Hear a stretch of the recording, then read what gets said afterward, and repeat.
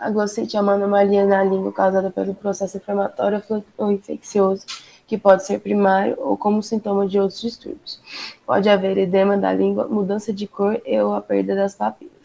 As causas podem ser locais ou sistêmicas. Das locais podem vir de infecções virais ou bacterianas, irritação mecânica ou ferimento causado por queimaduras, bordas ásperas dos dentes, acessórios dentários ou outros traumas, exposição a substâncias irritantes como tabaco, álcool, alimentos quentes ou condimentos, e sensibilização à pasta de dente ou colutórios, que é um enxaguante bucal, corantes alimentares, plástico e prótese.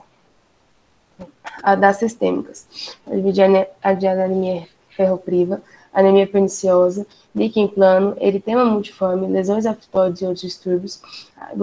Lembrando que a glossite ainda pode eventualmente ser idiopática ou hereditária. Das anemias, os dois tipos de anemia podem causar alterações na língua, como palidez na coloração, caracterizada principalmente por perda das papilas, o que torna a mucosa lisa.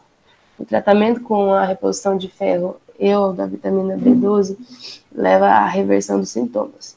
O líquen plano é uma doença inflamatória crônica, benigna de etiologia desconhecida, em que as células da membrana basal da pele e mucosa são destruídas por linfócitos citotóxicos. A doença ocorre em surtos e remissões relacionados a estresse e uso de medicações. Ela acontece principalmente em adultos do sexo feminino, tem relação com a hepatite C. As lesões da língua são frequentes e são apresentadas nas formas reticulares ou planas. O líquen plano pode evoluir para malignidade em alguns casos. O diagnóstico é clínico e histopatológico, revelando hiperkeratose e infiltrado linfocitário na na lâmina própria. Nos pacientes assintomáticos não há necessidade do uso de medicações, mas eles devem ter segmentos clínicos rigorosos. Os casos sintomáticos são tratados com corticosteroides tópicos ou sistêmicos. Os ansiolíticos são usados naqueles casos associados com estresse. Por se tratar de lesão com potencial de malignidade, o segmento clínico é muito importante. O eritema multiforme. Gente, perdão pela morredeira, viu? Pela fungadeira. Mas qualquer coisa, se vocês não estiverem escutando, eu vou tentar dar uma melhorada. O eritema multiforme. Trata-se de uma erupção inflamatória caracterizada por lesões eritematosas, edematosas ou bolhosas. É causada por uma reação de hipersensibilidade com deposição de imunocomplexos em pequenos vasos da derme submucosa, desencadeada por infecções como herpes vírus, medicamentos, neoplasias, vacinas, estresse e radioterapia. O quadro clínico geralmente é autolimitado, mais frequentemente em indivíduos jovens entre 10 e 30 anos, e tem predominância no sexo masculino. Em uma fase prodrômica, o paciente apresenta cefaleia, náuseas, tosse, faringite, artralgia e febre alta. A seguir, de forma brusca, originam-se lesões orais que atingem as mucosas jugal, labial, palatina e lingual, associada à dor, cefaleia e adenopatia. As lesões de mucosa em todas as localizações são dolorosas e interferem na capacidade de se alimentar. Perdão. O tempo habitual de evolução é de 2 a 3 semanas. O diagnóstico é de sobremaneira clínico, mesmo com achados clínicos, ou mesmo com achados no exame histopatológico, como bolhas subdérmicas, edema dérmico, infiltrado perivascular e dilatação vascular. O tratamento deve ser de suporte com hidratação, sintomáticos, com analgésicos e suspensão da droga desencadeante, se for o caso. Na fase aguda, está indicado o uso de corticosteroides por via oral, com a prednisona 40 mg dia, o uso de aciclovir de 1 a 2 gramas dia, 5 vezes por dia, por 5 a 10 dias. É uma opção no caso de eritema multiforme recorrente em pacientes com antecedente de infecção por HSV. A língua fissurada. É uma anomalia do desenvolvimento comum, com evidência de predisposição genética, provavelmente por herança autossômica dominante de penetração incompleta. Ocorre com frequência de 3 a 20% e tem maior prevalência no sexo masculino e entre os deficientes mentais. A língua fissurada é uma acentuação da profundidade dos sulcos fisiológicos da superfície da língua. Podem ser paralelos, oblíquos ou transversais ao sulco mediano da língua. Podem acometer parcialmente ou totalmente a língua. Pode haver acúmulo de restos alimentares nas fissuras, predispondo à inflamação e infecções locais. O diagnóstico é clínico, sem necessidade de exames complementares. Em quadro assintomático, não se realiza nenhum tratamento, e na presença dessa sintomatologia, orienta-se a limpeza da língua.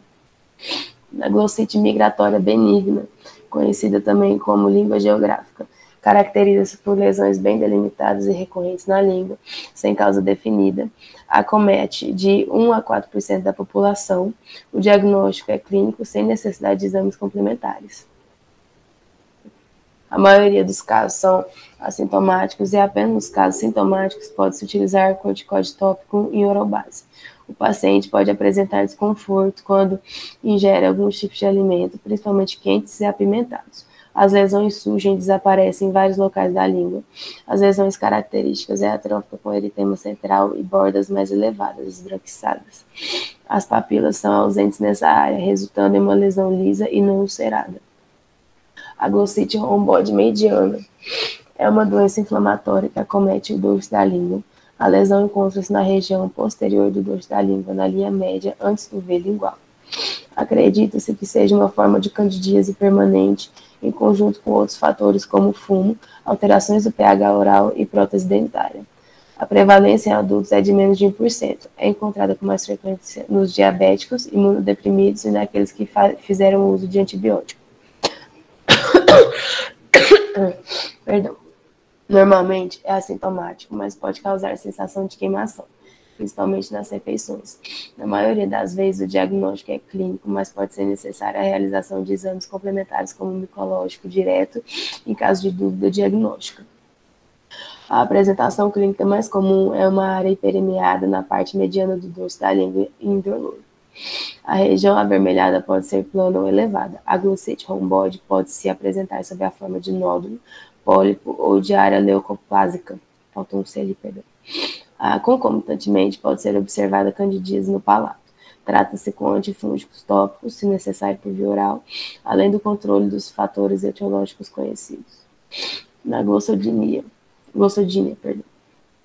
ou síndrome da boca ardente, é caracterizada como uma sensação de ardor ou outro tipo de alergia na mucosa oral que não é acompanhada de alterações clínicas ou laboratoriais. A prevalência estimada dessa afecção na população geral apresenta-se de 0,7% a 4,6%.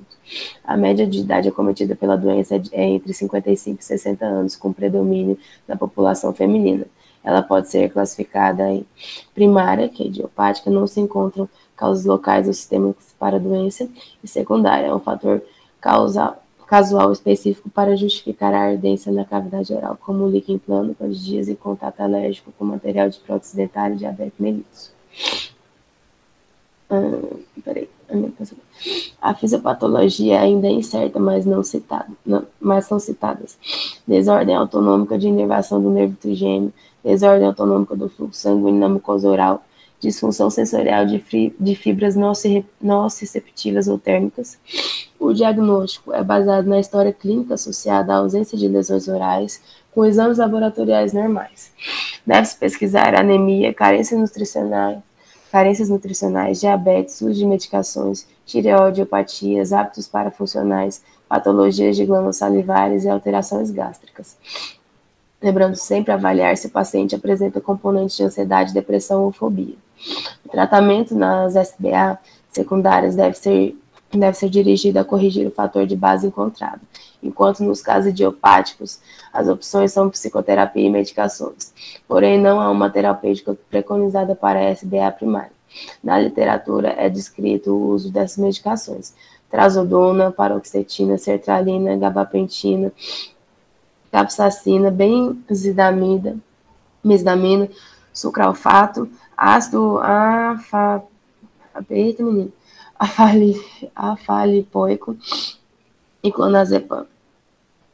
A sífilis é uma doença infecciosa causada pela bactéria Spirocheta treponema pallidum, que tem múltiplas apresentações na língua, variando de acordo com a forma clínica da doença. É uma doença sexualmente transmissível, mas existem casos de sífilis congênita. Na sífilis primária, a lesão na língua se apresenta como cranco no sítio de inoculação da bactéria. A lesão é única, indolor, de fundo liso, com base infiltrada e aspecto pápulo eritematoso, que tende a regredir em 1 a 2 meses. Na sífilis secundária, a lesão se apresenta como placas branco-acinzentadas, infiltradas e com aspecto serpiginoso. Ocorre em 2 a 12 semanas após o contágio. Nas sífilis terciárias, temos a goma e o tubérculo. A goma não contém a bactéria, representando uma reação do organismo. Na língua, essa forma se apresenta como uma glossite atrófica intensa. O diagnóstico na fase primária é feito com biópsia e pesquisa de agente em campo escuro. Na fase secundária, a sorologia torna-se importante e é feita com 2 testes.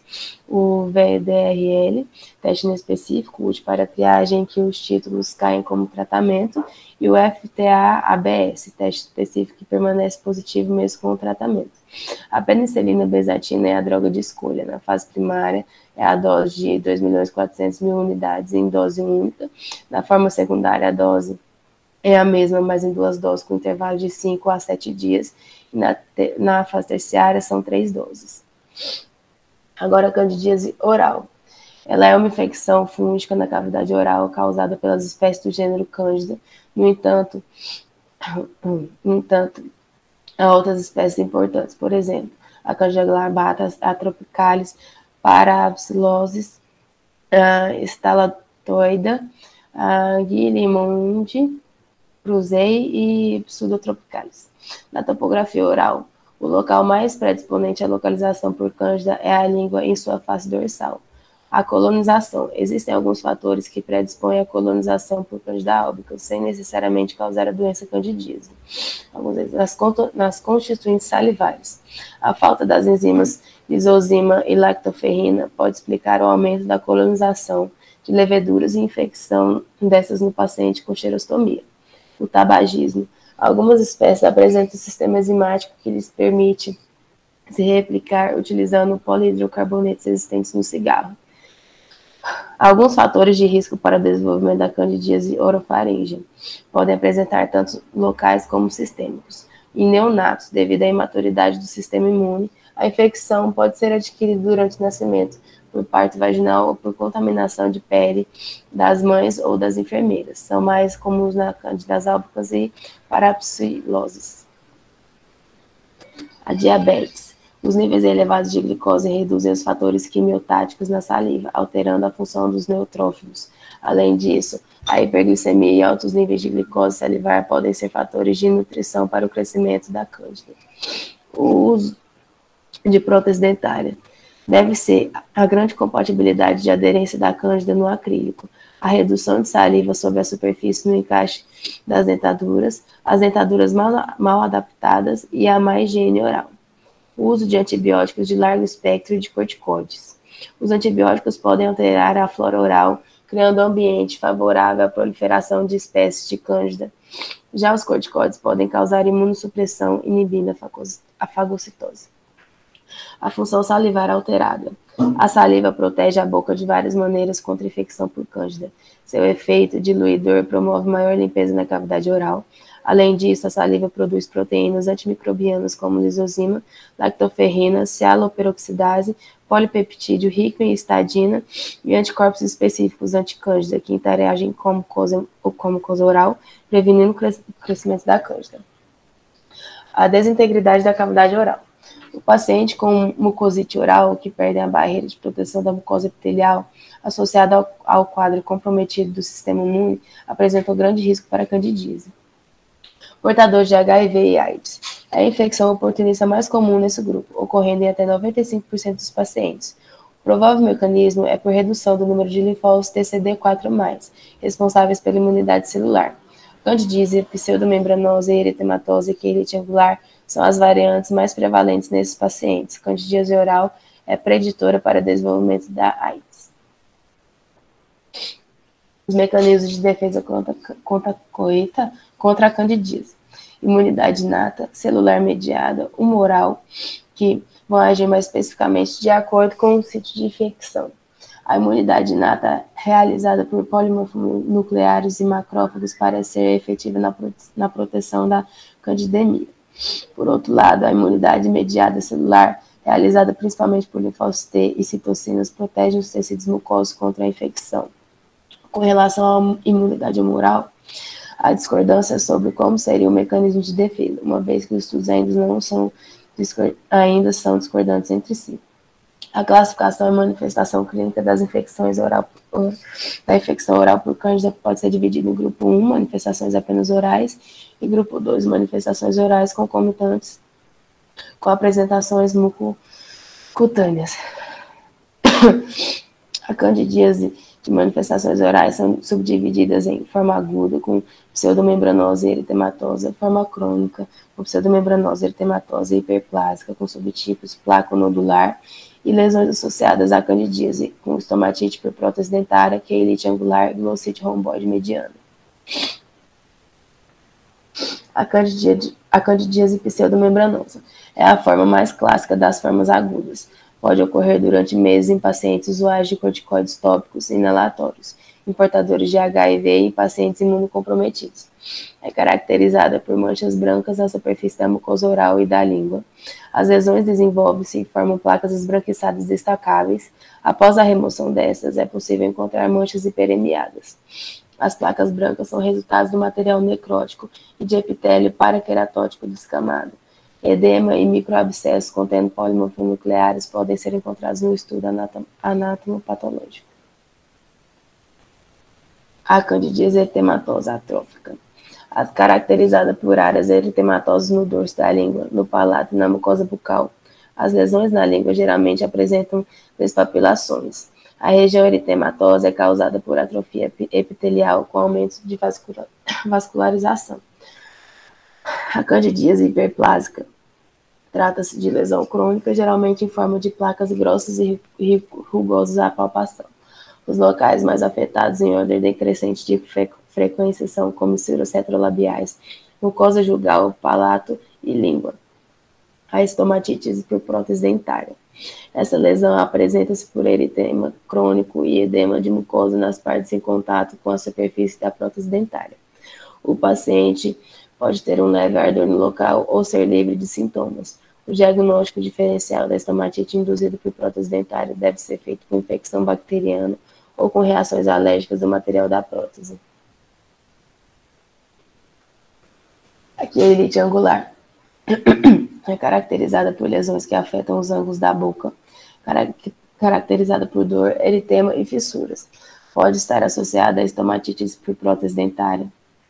Tanto a espécie de cândida quanto as espécies, especialmente Staphylococcus aureus, podem estar envolvidas.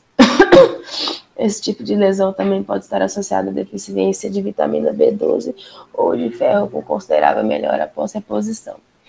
A glossite romboide mediana é caracterizada por atrofia papilar central na região mediana da língua, anterior às papilas circunvaladas.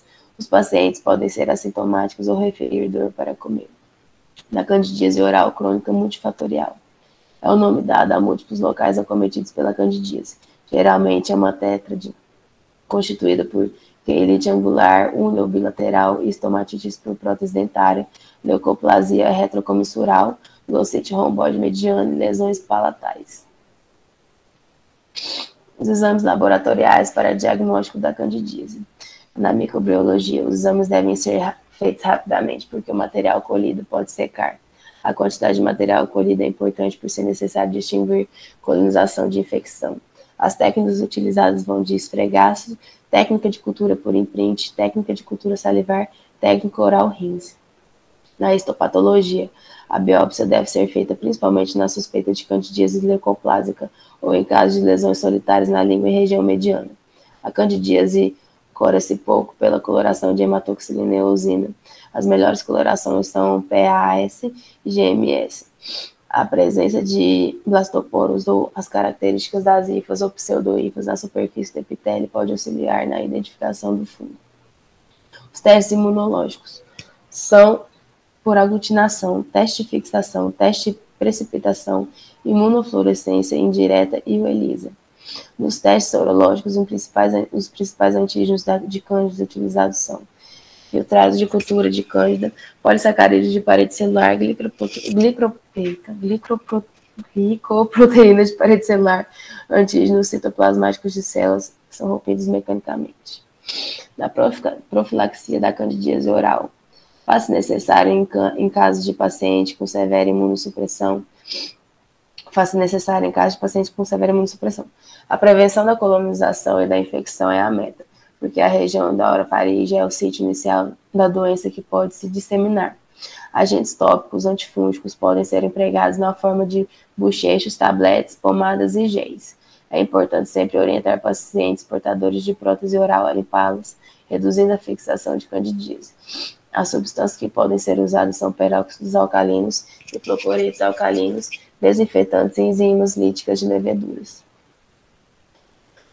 O tratamento da candidíase oral por agentes poliênicos, como a anfotericina. A anfotericina B é um agente antifúngico de amplo espectro, cuja ação é baseada na afinidade da droga por esteroides, causando perda da barreira celular do fungo e perda de constituintes celulares. Para a infecção oral, é limitada a aplicação tópica, suspensão oral de 100 mg por mililitros. Há risco de toxicidade renal, cardiovascular e neuronal, além de risco para aplasia de medula óssea. Nistatina. Sua ação farmacológica é semelhante à anfotericina. É recomendada na dose de 500 mil unidades para adultos e 100 mil unidades para crianças. Os efeitos colaterais podem ser náuseas, vômitos e diarreia. Os agentes azóis apresentam amplo espectro contra grande número de levedura. A família dos azóis pode ser classificada em dois grupos: os imidazóis, com clotrimazol, miconazol, cetoconazol, e os triazóis, fluconazol e traconazol. Os azóis descritos a seguir bloqueiam a síntese dos lipídios fúngicos, especialmente o ergosterol, alterando a permeabilidade das membranas celulares fúngicas. O clotrimazol é um dos agentes tópicos mais potentes. Apresenta toxicidade gastrointestinal e neurológica. Pode ser utilizado na forma de tablete de 10 mg 5 vezes ao dia. Miconazol. Para candidíase é feito uso tópico, é utilizado via oral 2%. O cetoconazol pode atingir bons níveis séricos quando administrados via oral. É empregado nas candidíases mucocutâneas crônicas e nos indivíduos imunossuprimidos. A medicação pode apresentar alguns efeitos adversos, como náuseas, rush e prurito. Risco de hepatotoxicidade, uso restrito, comprimidos de 200 mg via oral uma vez ao dia. No fluconazol, antifúngico de baixa toxicidade com rápida absorção, menos de 2 horas, pode ser administrado via oral ou endovenosa, é efetivo nas candidíases orais do tipo atrófica. É recomendado dose de 200 mg inicialmente, seguida de doses diárias de 100 mg durante 2 semanas. Geralmente, é um antifúngico de escolha para pacientes imunocomprometidos. Aí, há os análogos do DNA, como a flucitosina. Interfere na síntese do ácido nucleico das células fúngicas. Pode ser utilizado na dose de 50 a 150 mg quilo dia, dividido em 4 vezes ao dia. Seus efeitos colaterais são náuseas, vômitos, disfunção hepática. Há risco de toxicidade hematológica. Por isso é importante o acompanhamento seriado com hemogramas.